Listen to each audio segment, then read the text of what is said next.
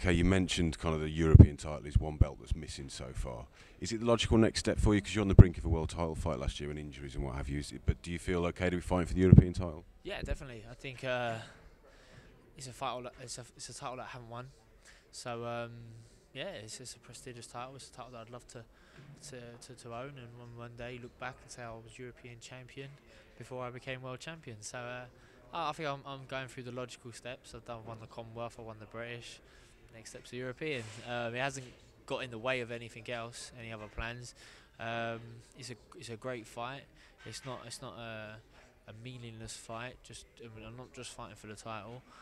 So it's a good move for me. You're forever going to be linked with James DeGale. This is obviously the title he gave up. Um, in that respect, is there an element? Is there a part of you that thinks, "Oh, really? I don't want to be fighting for the title that James DeGale gave up," or do you feel like you're fighting the guy that you avoided?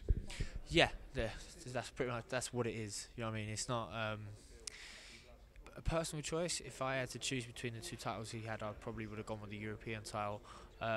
He's said that he's vacated because his other title gives him more options, but it was convenient how he had a mandatory looming with this guy, and then all of a sudden that's gone, and he hasn't even scheduled another fight since. So no, I'm excited about this fight. This is a great fight. This fight is a good fighter. So I need to go away again, make improvements, come back, but it's going to give me a chance to display those improvements.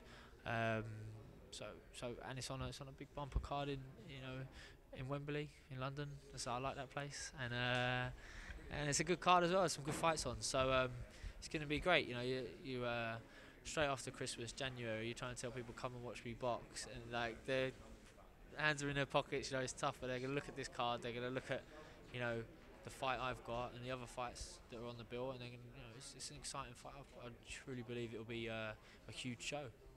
Have you been keeping busy since the Johnson fight? Yeah, I've been in shape. I was hoping to get one early doors. We as soon as possible, whether it be over here or in the States or anywhere else. But looks like March is now the date, so yeah, I kept myself in decent nick, and it's handy for me because I don't like losing weight. I don't like training, to try and get fit. I'm usually stay pretty fit all year round, and try and keep my weight down all year round. It's always a struggle, but I'm in a good place now to start a camp in this position. It's a much better position than I was when I got back off my honeymoon for my last fight, if you can imagine. And how is life in the gym? Because Adam's got a few new recruits, hasn't he? With Selka Kadin and Andy Lee. Is that all going well? Yeah, it's nice. We got nice vibe in the gym.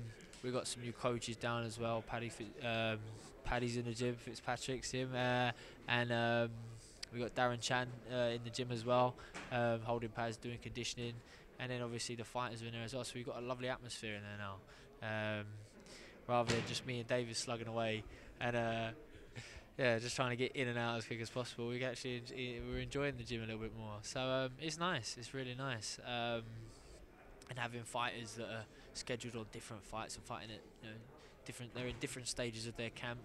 You can come in and out. You can watch someone get from fat to thin and whatever else. It's nice. It's really nice. So it's exciting. I think it's nice that Adam sort of opened up a little bit more, because obviously as you can imagine he's had a lot of success with David. A lot of people come and want to train down the gym, so that he's fortunate enough to be selective with the people he trains, and he only brings in quality, and it's great for me to train around other world class fighters, because we're in a good environment, and it makes you want to train harder. You want to train better than the guy standing next to you, and I still feel like that now. So the more of those guys we can get in the gym, the better. Yeah, Adam. He seems like a great motivator. He knows the right thing to say at the right times. What does he bring to your game? Um, he does the donkey work really, in that he'll sit there and obsess about things, patterns of movement, the way a fighter does this or does that. When I won't, I'm much more accustomed to saying, I'll figure it out. I'll do this, I'll do that. So he'll come with an idea, and then it's up to me to execute that idea and maybe develop that idea. And I think his attention to detail is what sets him apart from everyone else, because he has the ability to come up with his own theories, but then cross-examine his own theories. He doesn't come up with something, go and try and invent something. He's forever, checking himself, and that's an important thing. That's something that I try and do. So, not just necessarily when things don't work, you try and change them. Sometimes when things do work, you think, well, if they work because we got lucky, they work just with this one guy, or will let's work with everyone. And that's an important part of training. That's an important part of boxing. So he brings that to my boxing. And when he wants a second opinion, he's more than humble enough to bring in someone else and get a second opinion, and also sit back and listen to my feedback, because it's up to me to go in there and do it. And sometimes it's a bit of a struggle, or I don't get it straight away. He's patient enough to stick with me, so he's sweet. It's good. It's good to train with Adam. That sounds good. One final question, Carl Froch.